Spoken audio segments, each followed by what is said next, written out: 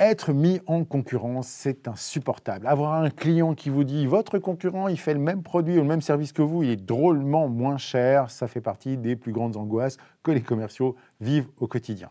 Aujourd'hui, je vais vous donner 3 petites astuces qui vous permettent de renverser la table et de sortir le client de cette ornière avec des choses relativement simples à mettre en place. 3 techniques, la première s'appelle « Vous êtes toujours là », la deuxième s'appelle « Bonne question, mauvaise personne » et la troisième s'appelle « Si fier ». La première, si un client vous dit votre concurrent est drôlement moins cher que vous, qu'est-ce que vous pouvez faire?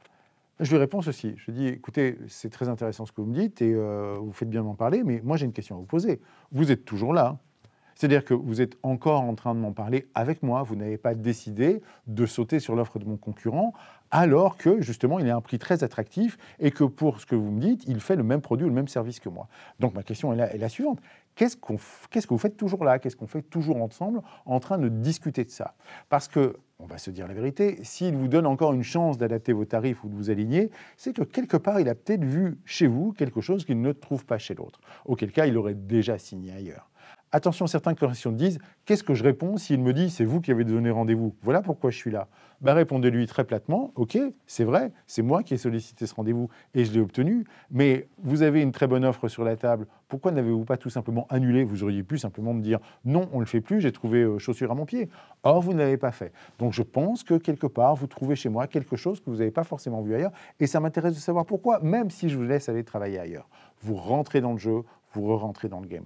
Deuxième technique, bonne question, mauvaise personne.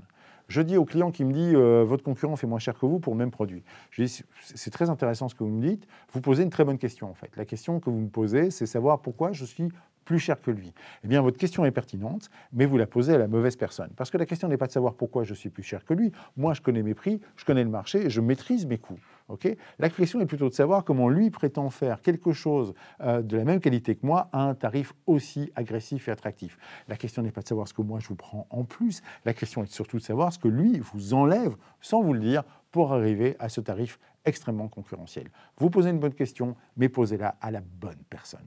Voilà ma deuxième technique. Ma troisième, elle est encore plus simple. Ça vous permet de dire du bien sans dire du mal. Quand on vous compare à une autre entreprise, sans rentrer dans le jeu de commencer à casser l'entreprise concurrente, vous dites simplement, écoutez, je pourrais parler de mes concurrents pendant des siècles, mais ce n'est pas ça qui m'intéresse, je n'ai pas envie de dire du mal des gens. Au contraire, la seule chose que je peux faire à ce stade, c'est vous dire pourquoi j'ai choisi moi de travailler pour mon entreprise et ce qui me rend si fier au quotidien de travailler pour elle. Et là, vous listez tous les éléments de valeur qui, je l'espère, feront la différence dans les yeux de votre client en tirant votre entreprise vers le haut sans pour autant descendre les autres entreprises.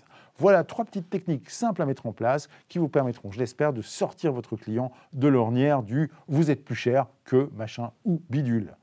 On se retrouve bientôt dans une prochaine consultation de Dr Sales et n'oubliez pas que la santé de votre entreprise dépend avant tout de la santé de vos ventes.